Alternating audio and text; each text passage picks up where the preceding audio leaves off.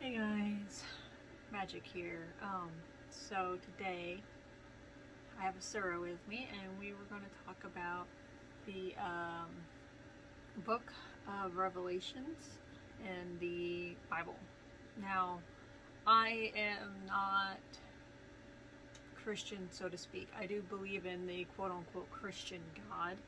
He is my God above all else, and I just think sometimes I believe in him a little differently than some Christians do, because Christians seem to see him as very, at least the ones I talk to, very often, even though they say he's loving and forgiving, all these good positive things, when they talk about him, it's very scary and judgmental and wrathful, and that I believe in. Yeah, he's all those things, but he's not petty.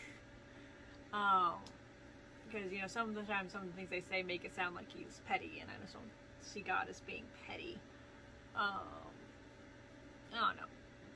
It's kind of hard to explain because, I don't know.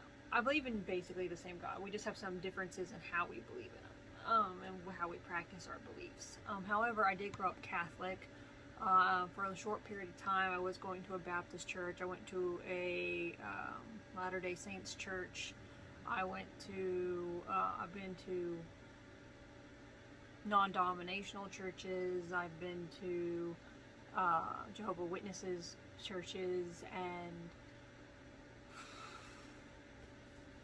so I've been to a lot of different kinds of places. I've even been to the Seventh-day Adventists, and I can't remember how to say it, but the people that speak in tongues, I've been there too.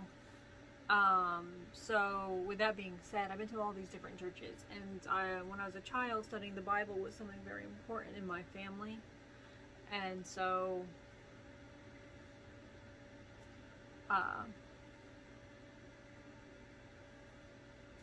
yeah.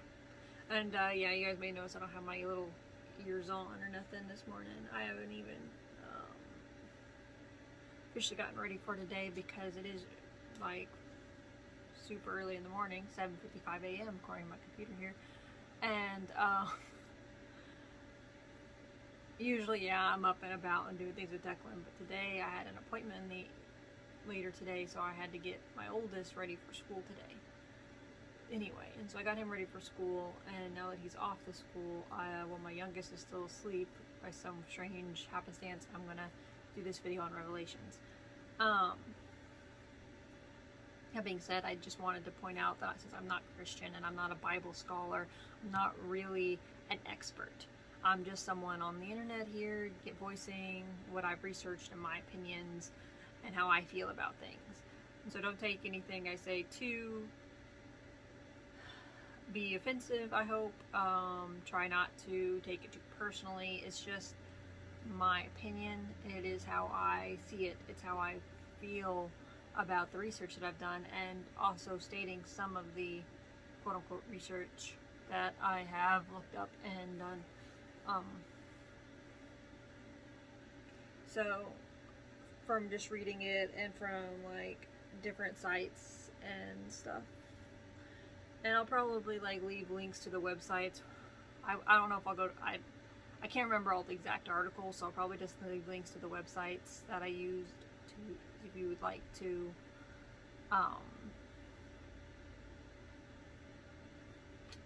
do your own research or see what I'm talking about. Okay, so let's get into it.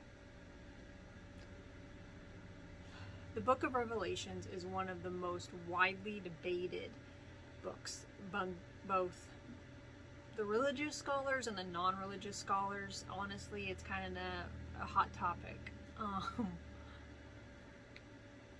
Now, the reasoning for this is that it is filled with things like dire warnings and vivid prophecies that we're trying to interpret and figure out what mean. One thing that seems to be very interesting to people is this beast that is talked about in Revelations. It's mentioned, I think, in chapter 13 of Revelations. It's referred to as the beast. I do apologize if I have to look away occasionally. My notes are on my computer that is sitting over there. So I'm trying to make sure that I stay on point in what I'm trying to talk about. So, because, you know, I tend to off track a lot, so that's how I'm trying to keep myself on track, because this is going to be a longer discussion. Okay. So for centuries, men have speculated on the identity of this beast, as how, and you know, and my Jehovah's Witnesses friends say the Bible interprets itself if you let it. There's, and in their Bible, this one, and on their website, there's like these little things that reference other verses and stuff to help you figure out what things mean. And then there's also the website where you can reference multiple things, and if it has like a notation, you can click it and it'll like bring up the other scriptures, so you can read them off to the side without actually having to go to them, which is really helpful. So, but yeah, if you compare scripture to scripture, it does start to interpret itself. Now, allowing the Bible to interpret itself allows prophecies to sound more clearer.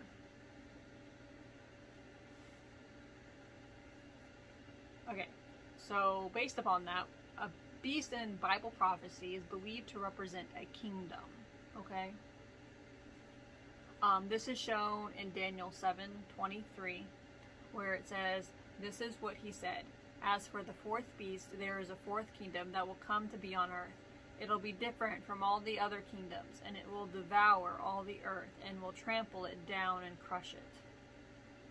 So see, there references the fourth beast being the fourth kingdom, so that would be a beast representing a kingdom in that sense. And so this does appear to say that the fourth beast is in reference to a fourth kingdom. The kingdom will come to earth and is different from the three previous kingdoms, obviously, because it specifically says that this beast will be different. So therefore this kingdom will be different. Or, and then in Daniel 2:40 it says, chapter 2 verse 40, "As for the fourth kingdom, it'll be strong like iron, for just as iron crushes and pulverizes everything else, yes, like iron that shatters, it'll crush and shatter all of these." Which tells us that this fourth kingdom will be strong and crush all in its path. Daniel chapter 7 verse 7 says, "After this I kept watching in the visions of the night, and I saw the fourth beast, fearsome and terrifying and unusually strong. And if it had large iron teeth, it was devouring and crushing, and what was left it trampled down with its feet. It was different from all the other beasts that were prior to it, and it had 10 horns." And that kind of sounds very similar to what the other two were saying about this beast and the kingdom. And so all these seem to point to the beast being a kingdom. The iron teeth could be a representative of an iron gate or other form of weaponry, etc.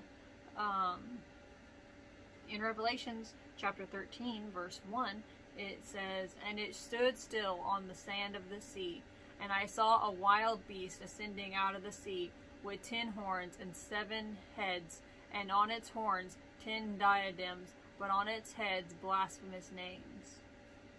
The beast mentioned in this chapter of Revelations is tied to 2 other symbols in the scripture. Both of these symbols are believed to represent the same power and the same kingdom. Now, you may be wondering, what are these symbols? What are they? You know, obviously, if we're going to say that there's 2 symbols that are tied to the beast, we need to know what these symbols are, so we can interpret them and see what signs there are for this beast and or kingdom to come to pass. The first symbol is in Revelations chapter 17. It's the harlot riding the 7-headed beast. So Revelation chapter 17 verses 1-3 states, "One of the 7 angels who had the 7 bowls came to me and said, 'Come, I will show you the judgment on the great prostitute who sits on many waters, with whom the kings of earth committed sexual immorality, and earth's inhabitants were made drunk with the wine of her sexual immorality. And he carried me away in the power of the Spirit into a wilderness, And I saw a woman sitting on a scarlet-colored wild beast that was full of blasphemous names and that had 7 heads and 10 horns. So that beast sounds very similar to the other one in chapter 13 that came out of the sea with 10 horns and 7 heads. And in this one, in Revelation 17, it does state that a woman was sitting on a wild beast full of blasphemous names, which were supposed to be on the heads of the beast from the sea, and it had 7 heads and 10 horns. So those two beasts are the same. They're one and the same there. So this harlot is sitting on top of this beast. But again, this is all just symbolism, not to be taken literally. The beast is a kingdom, and later we will discuss what the harlot represents. But first, let's talk about the second sign, or the second symbol in reference to the beast. The second one was in Daniel chapter 7, the little horn. Daniel chapter 7 verse 8 says, "While I considered the horns, look, another horn, a small one, came up among them, and 3 of the first horns were plucked up from before it. And look, there were eyes like human eyes in the horn, and there was a mouth speaking arrogantly." This is in reference to the 10 horns on the beast. Okay, so this little horn pops up, and then 3 others fall. So that's why it's believed that this little horn is in reference to the beast, though, is because it talks about a horn popping up on this beast. But this one seems to have human eyes and a mouth. And but we'll discuss these symbols more in depth and what they actually have to do with the beast, if anything. These 2 symbols are believed to represent the same power as the beast. So we're going to get into the harlot in a minute, but let's first discuss a little bit more about this little horn. Okay, so Daniel chapter 7 verse 24 says, "As for the 10 horns, 10 kings will rise up out of the kingdom, and still another one will rise up after them, and he will be different from the first ones, and he will humiliate 3 kings." Okay, so obviously this says that there will be 10 kings, which represent the 10 horns, obviously, have risen up from the kingdom. Because, okay, so the kingdom is the beast, right? The beast is the kingdom. And there are 10 horns. That means that this kingdom has 10 things coming up out of it. And so, obviously, though, if you have kingdom, what could possibly come out of it? Kings. Or rulers. Because you can't have a kingdom without a king. So there's 10 kings, right? Now, this little horn, this one that pops up and humiliates the other 3 kings, because it even says there that it'll humiliate 3 kings, which is one will rise up after them, and he'll be different from the first ones. So the horn rises up and humiliates 3 kings, which implies that the horns do in fact represent kings. So again, just to recap, this seems to imply that there's going to be the first 10 kings, and then another one will rise up from the kingdom and humiliate the ones before them. Okay, so Daniel chapter 7 verse 20 says, "And about the 10 horns on its head, and the other horn that came up, and before which 3 fell, the horn that had eyes and a mouth, speaking arrogantly, and whose appearance was bigger than that of the others." Even though it's the little horn, it appears to be bigger. Now, there are some people that believe that if you study the scriptures, the identity of the Antichrist and their kingdom becomes evident through the evidence of scriptures, which, if you look at the signs of what the beast is supposed to be, then yeah, it makes sense that, if you continue to go through scriptures, that it would paint the picture. And, there are quote-unquote signs of the beast that general scholars and biblical scholars come to identify, and there are some common ones. I think I found about 15 common. Now, obviously, we can all do our own research, which we should. Alright, so sorry, he woke up, so he's joining me. We can all do our own research, and we should. I mean, we've never had more knowledge at our fingertips since the invention of the internet, so we should really take advantage of that and use it. Do our own research, figure out what we think for ourselves.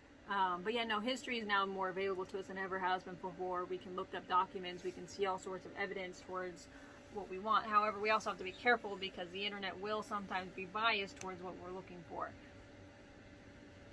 And we can also be biased ourselves and only looking at information that supports our view instead of looking at the whole picture. But yeah, and can we really draw a conclusion about who this power is from the Bible?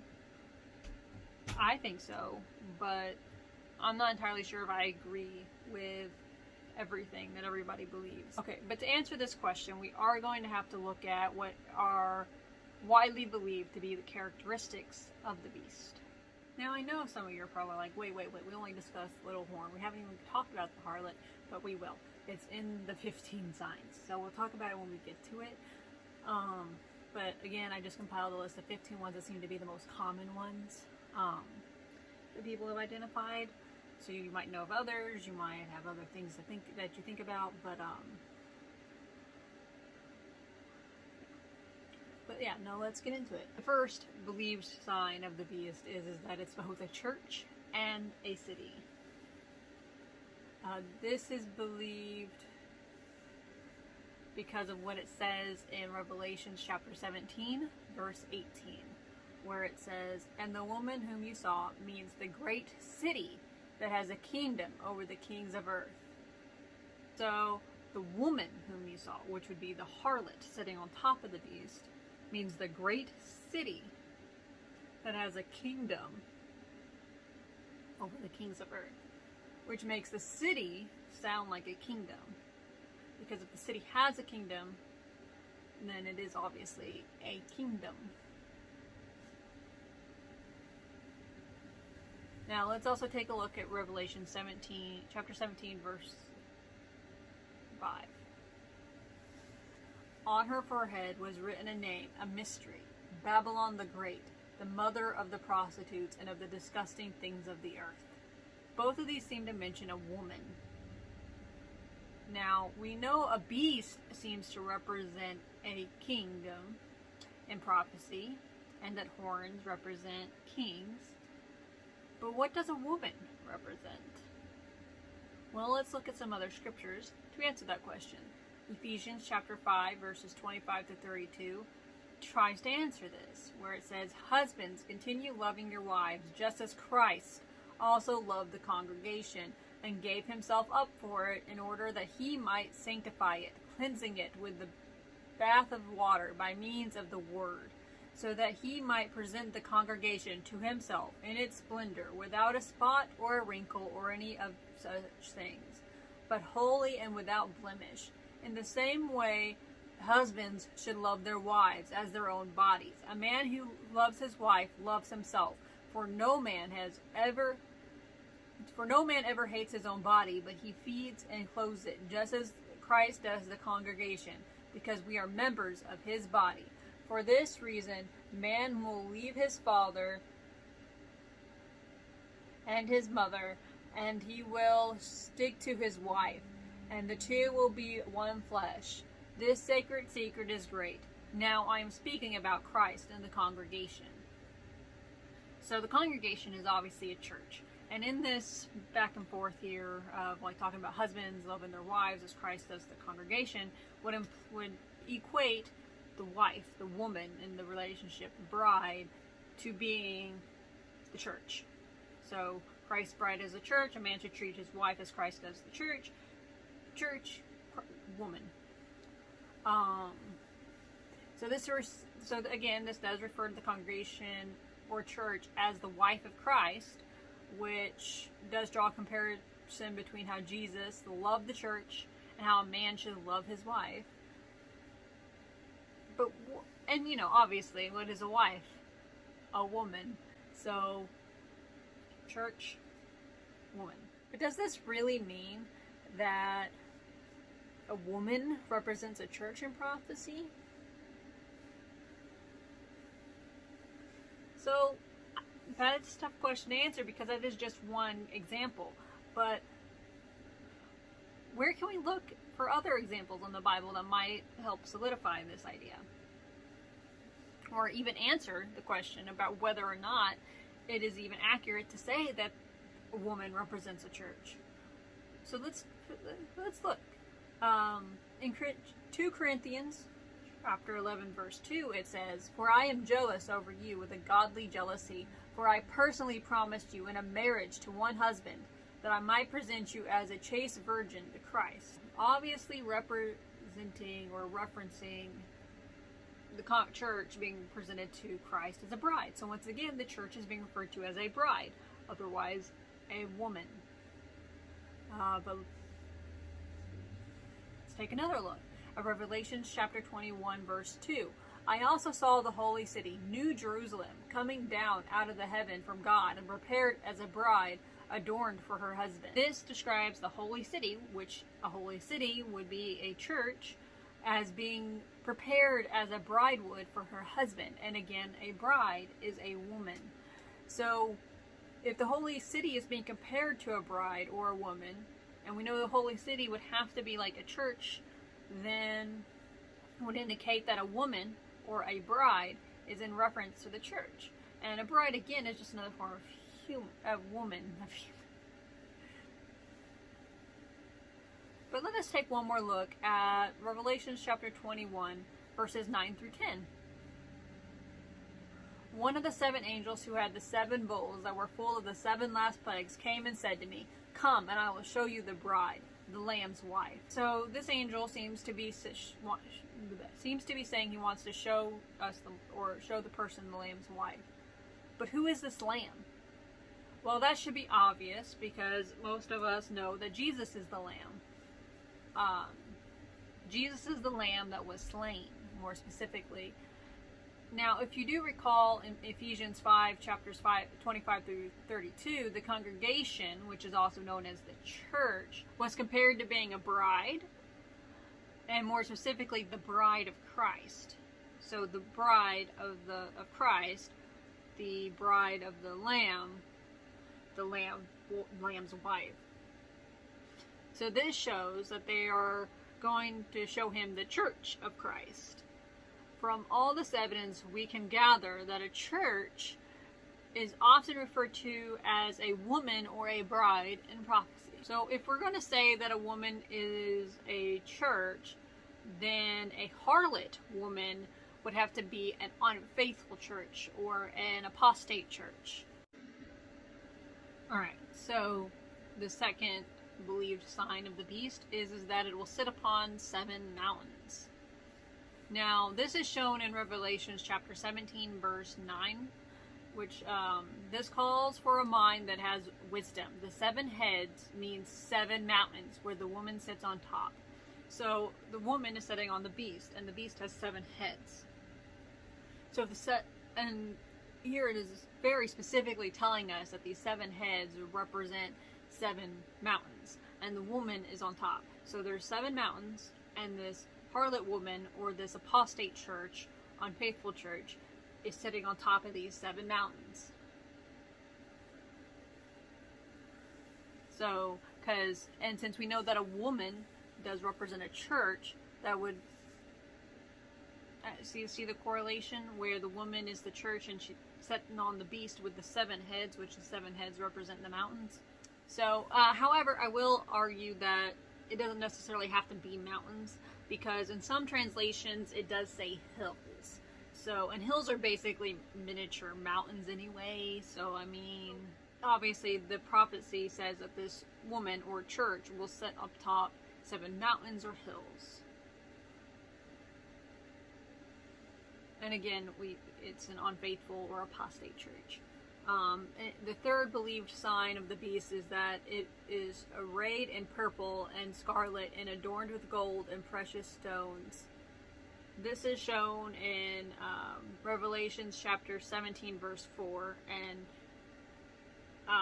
now, well, it doesn't specifically say who the beast is, but, obviously since the woman is the church that sits atop the beast, it kind of correlates. Where it says, the woman was clothed in purple and scarlet, and she was adorned with gold and precious stones and pearls, and she had in her hand a golden cup that was full of disgusting things, and the unclean things of her sexual immorality. Okay, so this does show that the woman, which is the church, would be clothed in purple and scarlet, and adorned with gold and precious stones and pearls.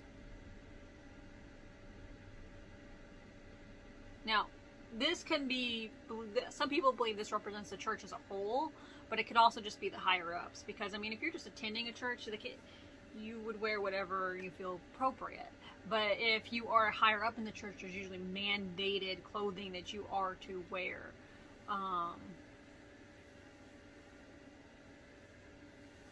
So, especially since you are a representative or a person who's serving the church, you should dress appropriately. And usually churches, especially more, I don't know, stricter churches tend to have a dress code, not only for their congregation, but like the dress code for congregation typically is a lot looser. They can still wear daily clothes as long as they look nice, and they don't look like, you know, just came in off the street. Well, their congregation can wear that, but their servers or their priesthood or their higher ups or the people that are actually working for the church usually have these robes or these outfits that they are required to wear for the service to show that they are, in fact, the leaders of the church. So the fourth believed sign of the beast is that it asserts power over all inhabitants of the earth. Now, this is shown in Revelation chapter 13, verse 7. It was permitted to wage war with the holy ones and conquer them, and it was given authority over every tribe and people and tongue. So this definitely seems to imply that this power will take over every nation and all the inhabitants of the earth, as it is given authority over every tribe and people and tongue. So that does in fact seem to say that it will have power over everyone, because it was taking over every tribe. That's like every nation and every people, and that's everyone, because everyone's a person. And tongue, which means every language. So the fifth believed sign of the beast is the beast will arose within a densely populated area with cultural diversity. Now, cultural diversity isn't necessarily a bad thing, but and I actually think it's good for us to understand each other. But it is also a good place to harbor a lot of bad things as well. But then again, I think any society where humans exist, it's a little bit of both, good and bad. But anyway, for the sake of argument, that this is where the beast will arise from. This is shown in Revelation chapter 17, verse 15. He said to me, "The waters that you saw where the prostitute is sitting means peoples and crowds and nations and tongues." Now, if you recall where the harlot is initially mentioned in Revelation chapter 17, verses 1 through 3, where it mentions that she's sitting on top of many waters. This seems to be saying that the waters that she is sitting on are representative of peoples and crowds and nations and tongues. This would mean that the waters represent a diversity of people from all sorts of different nations and languages. This seems to imply that the harlot or the unfaithful church, apostate church, is sitting upon a foundation of many different nations, filled with many different kinds of people. Now, this does sound like a good thing, because we want diversity. We want to have all peoples come together. After all, isn't it the goal for us all to get along and love one another?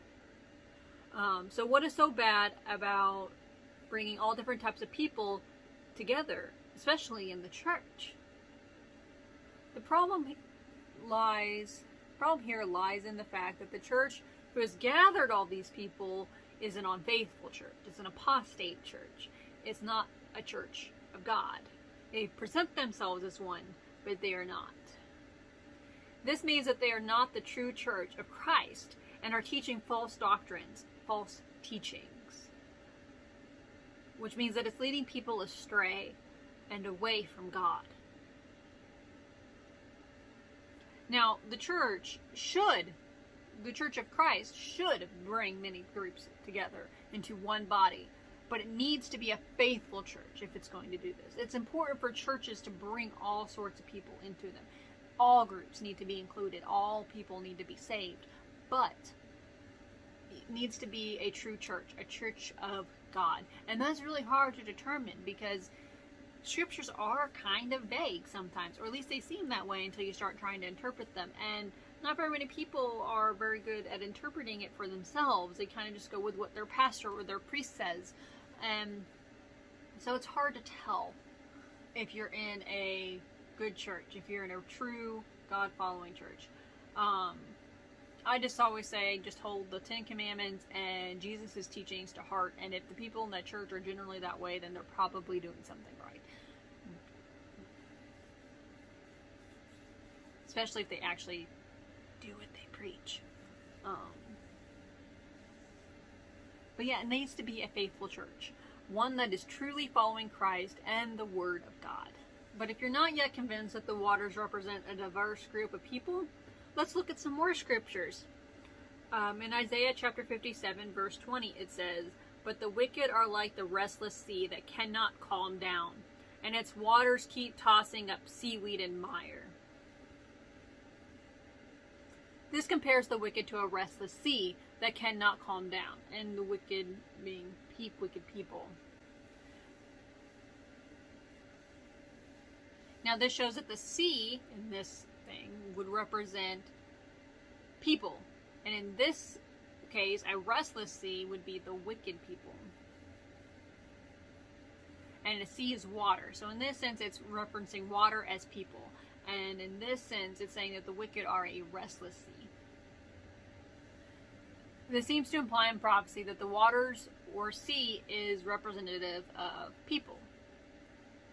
If it is in fact representative of wicked people, like this says, then it would imply that the waters mentioned previously would be a wicked people. The woman sits upon the waters, which means that the church sits upon a foundation of wicked people. So Jeremiah chapter 51, verse 13 says, "O woman who resides on many waters, with abundant treasures, your end has come, the limit of your profit making." So what is the sixth belief sign of the beast? That's completely eradicated 3 other kingdoms when rising to power, as in referencing to the little horn. This is shown in Daniel chapter 7, verse 8. Daniel chapter 7, verse 8, it discusses the 10 horns and how one small horn comes up later among them, and when it does, the 3 of the original horns fall. In Daniel chapter 7, verse 24, it seems to be saying that the horns are kings. So in the prophecy of Revelations, the beast has 10 horns, which would mean 10 kings. Then according to these passages, another horn or king will rise up that is different from the others, and he will humiliate 3 of the other kings. So kings rise up, and then they fall. So if we were to look at these passages, the horns in prophecy seem to represent kingdoms or kings. Kingdoms and kings can be considered synonymous because a kingdom cannot exist without a king, nor a king without his kingdom. In Daniel chapter 8, verses 21 through 22, it says, "The hairy male goat stands for the king of Greece, and the great horn that was between its eyes stands for the first king. As for the horn that was broken, so that 4 stood up instead of it, there are 4 kingdoms from his nation that will stand up, but not with his power." This seems to be implying that after the fall of Greece, 4 kingdoms will come out of it, but not with the same power as Greece had. And there are a few more references to this found in Daniel chapter 8 and Daniel chapter 11. Daniel chapter 8 verse 8 says, "Then the male goat exalted itself exceedingly, but as soon as it became mighty, the great horn was broken. Then 4 conspicuous horns came up instead of the one, toward the 4 winds of heaven." Daniel chapter 11 verse 4 says, "But when he has stood up, the kingdom will be broken and divided toward the 4 winds of the heaven, but not to his descendants, and not like the dominion with which he ruled. For his kingdom will be uprooted and go to others beside these." Okay, so the 7th believed sign of the beast is that the beast will make war with the saints. This is shown in Revelation chapter 17, verse 4. "And I saw that the woman was drunk with the blood of the holy ones, and the blood of the witnesses of Jesus. Some texts say saints and martyrs instead of holy ones and witnesses of Jesus. Which makes sense because saints and holy ones can be used synonymously with martyrs. And martyrs could very well be the witnesses of Jesus. So if the woman who we have concluded equates to a church as drinking the blood of these holy ones and witnesses, then it would make sense that it would be considered to be the blood of the saints, which therefore would mean that this church has gone to war with the saints. Now this is also shown in other texts, such as in Revelation chapter 18, verse 24. Yes, in her was found the blood of prophets and of holy ones, and all those who have been slaughtered on the earth. So the blood of the prophets, the blood of the holy ones, and those who've been slaughtered. Now the prophets and holy ones could be considered the saints as well. So it doesn't sound too good for this woman or church not going to war with them, because it sounds like very much like they are. Again, in Revelation chapter 19, verses 1 through 2, after this I heard what seemed to be a loud voice of a great crowd in heaven. They said, "Praise God, the salvation and glory belong to our God, because his judgments are true and righteous, for he has executed judgment on the great prostitute who corrupted the earth with her sexual immorality, and has avenged the blood of his slaves that is on her hands."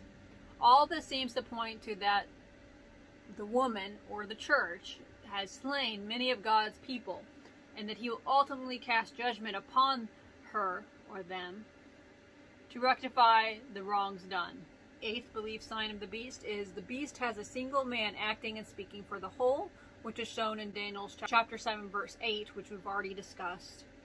And the little horn having eyes and a mouth that's speaking blasphemies. That sounds like a king that is in charge, that is speaking for his kingdom. And Daniel chapter 7, verse 24 as well. Since the horns represent kingdoms in a sense, then it is logical to conclude that they have kings. In a kingdom, the king rules supreme and makes decisions for the kingdom as a whole. So in this case, the kingdom would have its king speaking for it. And a kingdom can also be representative of a city. Okay, so the ninth belief sign is the sovereign of this kingdom exalts himself as high as God. This is shown in 2 Thessalonians chapter 2, verses 3 through 4. Let no one lead you astray in any way, because it will not come unless the apostasy comes first, and the man of lawlessness gets revealed, the son of destruction. He stands in opposition and exalts himself above every so-called God or object of worship, so that he sits down in the temple of God, publicly showing himself to be a god. This seems to be saying that there will be an abandonment of religious beliefs, and that it is when the sovereign will be revealed. Obviously, this sovereign stands in direct opposition to God. It would also appear that this person sees themselves as above every other god, quote unquote, or things that humans have come to worship. Popularity, money, likes, etc. But it also says that he sits in the temple of God, claiming to be a god. Which I don't know anything more blasphemous than to sit in God's church and call yourself God. But you know. So what is a temple of God anyway, though? A temple of God is a church. And what is more blasphemous than sitting in God's church and calling yourself a god? Even above all other gods, which would include God himself. The 10th belief sign is the sovereign of this kingdom is identified with the number 666. Now we've all heard this. 666 is the mark of the beast. It's the evil number. But where does that come from? Well, this is shown in Revelation chapter 13, verses 16 through 18. It puts under compulsion all people, the small and the great, the rich and the poor, the free and the slaves, that these should be marked on their right hand, or their forehead, and that nobody can buy or sell except the person having the mark, the name of the wild beast, or the number of his name. This is where it calls for wisdom. Let one who has insight calculate the number of the wild beast, for it's a man's number, and its number is 666. Then in Revelation chapter 16, verses 1 through 2, and I heard a loud voice out of the sanctuary, the 7 angels. Go and pour out the bowls of the anger of God on the earth. The first one went out and poured his bowl on the earth, and heartfelt and malignant ulcer affected the people who had the mark of the wild beast and who were worshiping its image. Earlier mentioned the mark of the beast and you needing it to buy or sell and all this other stuff, which would be, and it said the number was 666. And then this is saying that there would be a plague upon the people who bear the mark and are worshiping this false god. In Revelation chapter 14, verse 11, it says, and the smoke of their torment ascends forever and ever, and day and night they have no rest. Those who worship the wild beast and its image, and whoever receives the mark of its name. Which earlier did say the mark, this number is 666, the mark, the number of the beast. This all seems to be pointing to the mark of the beast being bad and leading to destruction. However, it seems as though this mark will be something that will be required at some point, because it said, like it said in Revelation chapter 13, nobody can buy or sell except the person having this mark. And so it does sound like, though, that at some point this mark will be required for everyday purposes. This means, in my opinion, that the mark does not currently exist yet, but will at some point. This mark is to literally be used to buy and sell things, and without it you cannot. It'll be interesting to see how people will manage to avoid getting such a mark, because obviously the people who get the mark of the beast are going to suffer. They're going to be a part of this, and they're not going, and they're on the wrong side. However, if it's required to do everyday things like buy and sell goods, how are some people going to manage to get around that? Okay, so the 11th belief sign of the beast is the beast speaks pompous words and blasphemies. This is shown in Revelation chapter 13, verses 1 through 6. And it stood still on the sand of the sea, and I saw a wild beast ascending out of the sea with 10 horns and 7 heads. And on its horns 10 diadems, but on its heads blasphemous names. Now the wild beast that I saw was like a leopard, but its feet were like those of a bear, and its mouth was like a lion's mouth. And the dragon gave to the beast its power, and its throne and great authority. I saw the one of its heads seemed to have been fatally wounded, but its mortal wound had been healed. And all the earth followed the wild beast with admiration, and they worshipped the dragon because it gave the authority of the wild beast. And they worshipped the wild beast with the words, "Who is like the wild beast, and who can do battle with it?" It was given a mouth speaking great things and blasphemies, and it was given authority to act for 42 months.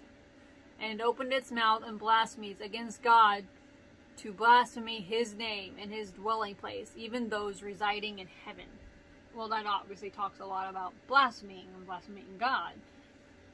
In Daniel chapter 7, verse 25, it says, "He will speak words against the Most High, and he will continually harass the holy ones of the Supreme One. He will intend to change times and law, and they will be given into his hand for a time, times, and a half of time." So again, that speaking against God and speaking against his people, and that is obviously blasphemy. The 12th belief sign of the beast is that the beast has attempted to change God's calendar and law, which was mentioned in Daniel chapter 7, verse 25.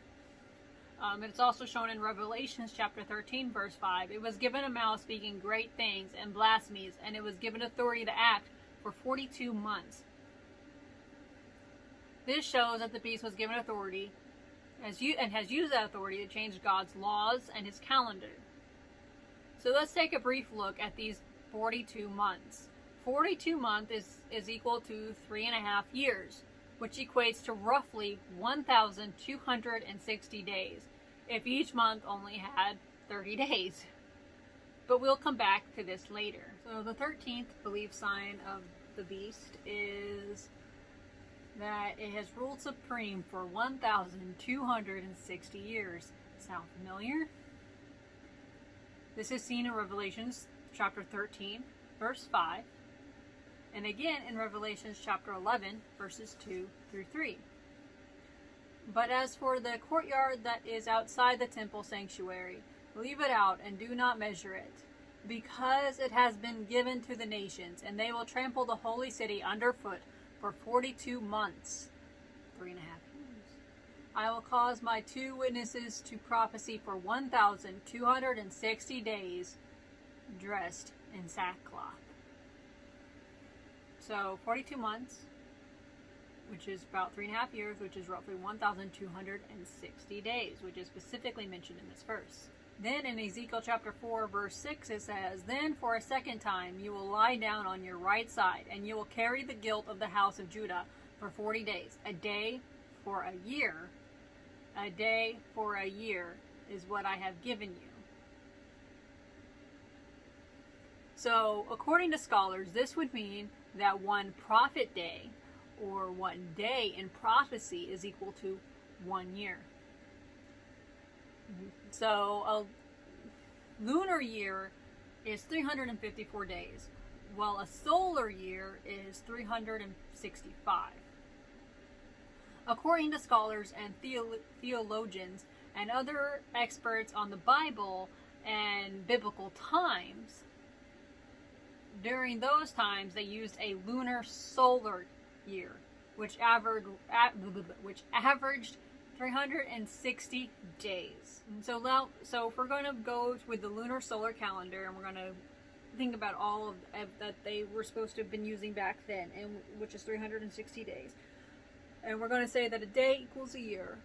So let's go back to those 42 months, which we have already equated to roughly 1,260 days, which adds up with the 360-day lunar solar calendar from biblical times. And that being said, so these 42 months would equal about 3.5 years, which would equal to 1,260 days in the lunar solar calendar, because 360 times 3.5 is 1,260. And the lunar solar calendar is the biblical time calendar. And if each day in prophecy is equal to a year, then that would equate to 1,260 years. It's a long time. So what is the 14th sign of the beast? The beast was stripped of authority by a civil power and taken into captivity. A lot of people say this is shown in Revelation chapter 13, verse 10, where it states, If anyone meant for captivity, he will go into captivity. If anyone will kill with the sword, he must be killed with the sword. This is where it calls for endurance and faith on part of the holy ones. Romans chapter 13, verse 1. Let every person be in subjection to the superior authorities, for there is no authority except by God. The existing authorities stand placed in their relative positions by God. 1 Peter chapter 2, verses 13 through 14. For the Lord's sake, subject yourself to every human creation, whether to a king as being superior or to governors sent by him to punish wrongdoers, but to praise those who do good. Okay, so if we start with the first mention in Revelations with captivity, it sounds like someone will go into captivity, and that since they fought by the sword, they will also die by the sword. However, later on in Romans, it says that every person is to be subject to the authorities of their time because they've been put in place by God. This concerns me a little bit, because if we are supposed to just subject ourselves to authority, and this beast will come to be in authority, are we supposed to allow ourselves to be ruled by it because the authority is quote-unquote given by God? Or are we still supposed to resist it because this isn't God's power? But things can only come to power by God. So, I don't know, it's a little confusing for me there. Now, if we place those concerns aside and go to 1 Peter, then we are to subject ourselves to human creation as there will be a government or ruler sent to punish wrongdoers and praise those who are doing good. This sounds like the authority was sent by God to get rid of the beast's authority to me. Now let's take a look at the sword. It is believed that swords and prophecy are equal to civil powers. So since it appears as though the beast will rise to power and God will send another power to eliminate it, this would make sense. Since the sword being used is the civil power, then it would make sense that another sword or civil power would rise to take them out. So someone fights by the sword, that means that they rule by the sword, and therefore that is their power, their civil power. And then if God is sending another sword or power to come take them out, see what I'm saying? And the final belief sign of the beast is that the beast was mortally wounded, but it will ultimately recover. Unfortunately, even though a civil power will rise up to take down this beast and take it into captivity, it will not kill it. They will fatally wound it, because, die by the sword. But it will recover. And this is shown in Revelation chapter 13, verse 3. I saw that one of its heads seemed to have been fatally wounded. But its mortal wound has been healed, and all the earth followed the wild beast with admiration. This shows that it was mortally wounded, but that it was healed, and that the world will begin to follow it once more. So this power has been wounded and cut down a little bit, but eventually it will recover, and more people will begin to follow it after it has recovered. In Revelation chapter 13, verse 14, it says, "It misleads those who dwell on the earth because of the signs that it was permitted to perform in the sight of the wild beast.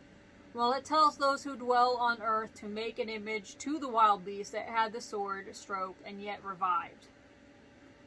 This shows that this power will mislead people and will create an image to the beast. Right. So people have debated forever over the identity of this beast and what power it does represent.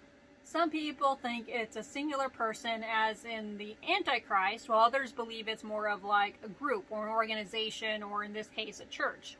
So obviously this group would need a leader. Every group does in fact have one, and that being said, that leader would probably be this quote-unquote Antichrist figure, which would basically make both theories correct. So in this sense, both sides might in fact be correct. As for who this quote-unquote Antichrist figure is, no one can really say. Groups where this figure might be the head, however, there are many theories on. The most popular theory being that it is the Roman Catholic Church. Some would even go to say that the Roman Catholic Church is the only one to meet all 15 of these signs. However, I'm not really going to go into that in this video, or any of the other theories in this video. I just want to say that's the most popular one because that's the most common one I saw. There's very few references to anything else. Some people believe the Illuminati, some people believe it's America. There's many different theories, but the most popular one, the most common one to pop up in search, is the Roman Catholic Church. At least for me. But again, I'm not going to go into that in this video. This video has already gone on way too long.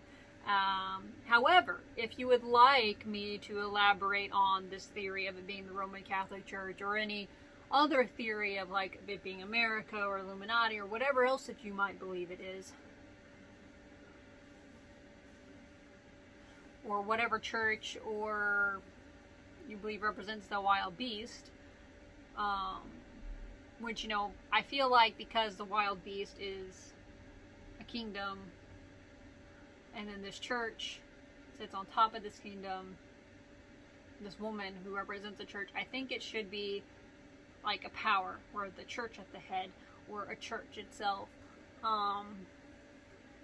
or any other, but yeah, any theories that you think are interesting or that you would like to hear about, you can leave a comment down below, and I will try to make a video about any of those theories that you guys are interested in.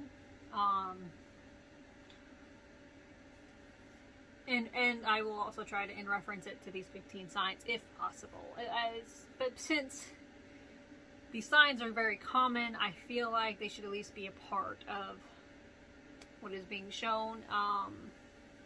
I might just do a video based upon why people think that if I can't link it together. But overall, I can't really say either way. Again, I'm not a Bible scholar. I'm not a prophet. I'm just a person doing my best to interpret things as I can. It was suggested that I make a video on it since this has been a hot topic of debate and discussion among people in my community and in my life. So that's what this was for. If you guys enjoyed it, please leave a like and subscribe to the channel. Anyway, guys, go and spread the love because love always wins. I'll see you next time. Bye.